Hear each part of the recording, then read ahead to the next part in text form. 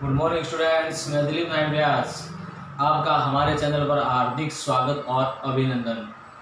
Students, हमने last video में कक्षा 12 हिंदी साहित्य का चैप्टर किया था। हमने गहनानंद, जो कि रीतिकाल के प्रमुख कवि माने जाते हैं, रीति मुक्त काव्यधारा के सबसे शानदार कवि माने जाते हैं, जिन्हें प्रेम और पीड़ा का कवि माना गया है। आज उसी कड़ी को आगे जोड़ते हुए हम हिंदी साहित्य कक्षा 12 का तीसरा चैप्टर रहीम दास करने जा रहे हैं। स्टूडेंट, रहीम का जन्म जो है 1556 ईस्वी में लाहौर में हुआ था। रहीम के जो पिता थे जिनका नाम था बैरम खां। बैरम खां जो थे वो मुगल बादशाह अकबर के संरक्षक थे।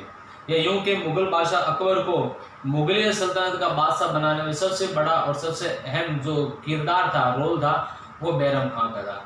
बैरम खां के पुत्र का नाम था रहीम। रहीम को खाने की उपाधि अकबर ने दी थी। रहीम एक इतिहासकार, एक साहित्यकार, एक कुशल सेनानायक और एक कुशल रणनीतिकार भी था। रहीम जहां उर्दू, अरबी, फारसी भाषाओं में भी अपना बेजोड़ स्थान रखता था, इसके साथ साथ वो ब्रज भाषा में भी बेजोड़ साहित्य लिखने में भी प्रवीण था।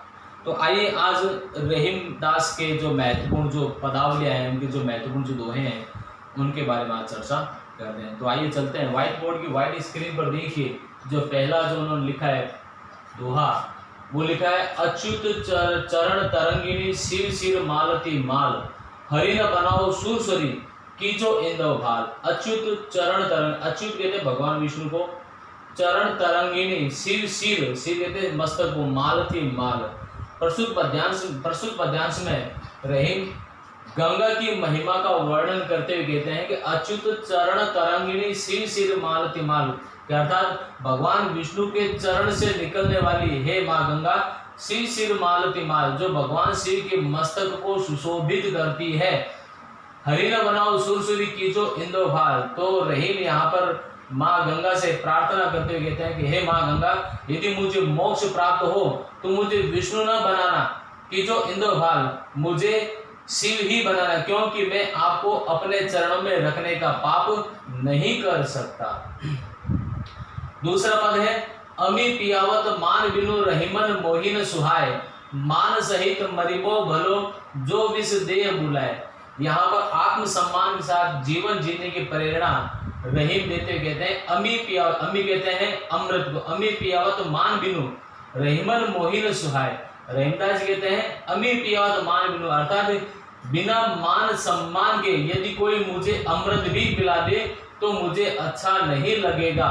मान सहित मरिबो भलो जो विष दे बुलाए, जो मान सम्मान सहित यदि मुझे विष भी पिला दे तो मुझे यह अच्छा लगेगा। दोबारा देखते हैं, अमी पियावत मान बिनु रहीमन मोहिन सुहाय। रहीमदास कहते हैं कि बिना मान सम्मान के यदि कोई मुझे अमृत भी पिला दे तो मुझे अच्छा नहीं लगता, किंतु मान सम्मान सहित यदि कोई मुझे विष भी बुलाकर पिला दे तो मुझे वह अच्छा लगेगा।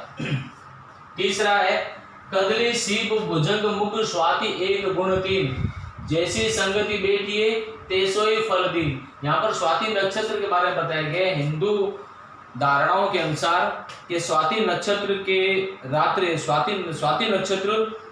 रात्रि के समय आकाश से अमृत की बूंदें गिरती, जब स्वाति नक्षत्र होता है, स्वाति नक्षत्र से आकाश से जब अमृत की बूंदें गिरती है, तो अमृत की बूंदें जब धरती पर गिरती है तो भयंकर विष भी बन जाता है। अगर सर्प के मुंह में जाता है, केले के पत्ते पर गिरता है तो कपूर बन जाता है, और उसी प्रकार से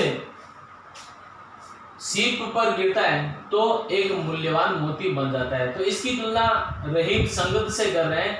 कदली सीप भुजंग मुख स्वाति एक गुण तीन, जैसी संगति बैठिए तेसोई फल दीन। संगति के महत्व के बारे में बताते हुए रहीमदास कहते हैं कि स्वाति नक्षत्र की रात्रि पर जब अमृत की बूंदें धरती पर गिरती है तो वह धरती पर गिरने के पश्चात जब केले के पत्तों पर गिरती है तो उससे कपूर बन जाता है, सीप पर गिरता है तो मूल्यवान मोती बन जाता है। और वही अगर स्वाति नक्षत्र की अमृत की बूंदें सर्प के मुंह में गिरती है तो भयंकर विष बन जाता है। उसी प्रकार जो व्यक्ति जैसी संगत में रहता है उसे उसी प्रकार का फल मिलता है। चौथा है, कही रहीम संपत्ति सगे, बनत बहुत बहुरीति, विपत्ति कसोटी जे कसे ते ही सांचे मीत। कही रहीम संपत्ति सगे, रहीमदास कहते हैं जब व्यक्ति के पास धन संपदा होती है तो पराये व्यक्ति भी अपने बनने का प्रयास करने लगते हैं।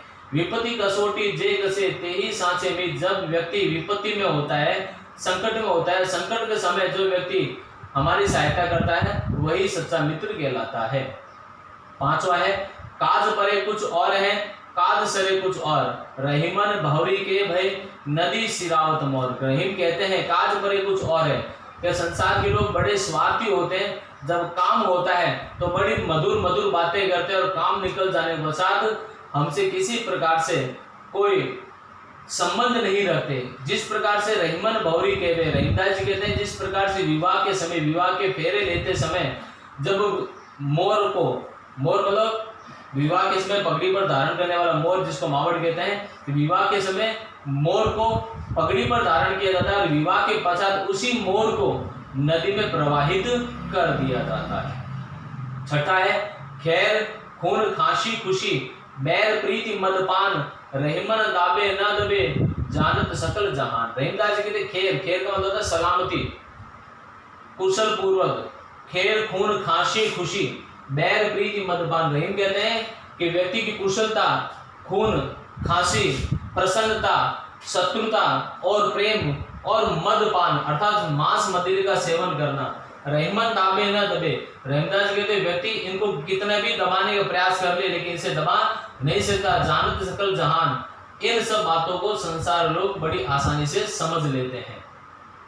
सातवां पद है जो रहीम उत्तम प्रकृति का करी सतत कुसंग, सत्संगति का महत्व बतलाया है रहीम ने। रहीम कहते हैं जो रहीम उत्तम प्रकृति, रहीमदास कहते हैं जिस व्यक्ति का स्वभाव उत्तम प्रकार का होता है या जिस व्यक्ति का स्वभाव और चरित्र अच्छा होता है उस पर कभी भी बुरी संगत का प्रभाव नहीं पड़ता। चंदन विष व्यापत नहीं, लपटे रहत भुजंग, चंदन विष व्यापत नहीं क्या अर्थात चंदन की लकड़ी जो कि विषैली नहीं होती उस पर भयंकर विषधारी सर्प लिपटे रहते हैं, लेकिन भयंकर विषधारी सर्प के विष का प्रभाव चंदन की लकड़ी पर कभी भी नहीं पड़ता। इस प्रकार रहीम ने इस पद में सत्संगति का प्रभाव बतलाया। तो स्टूडेंट आज हमने रहीम के जो महत्वपूर्ण पद है इनके बारे में हमने चर्चा की। कल अगले वीडियो में मिलते हैं कुछ अन्य महत्वपूर्ण पदों के साथ। Best of luck, thank you.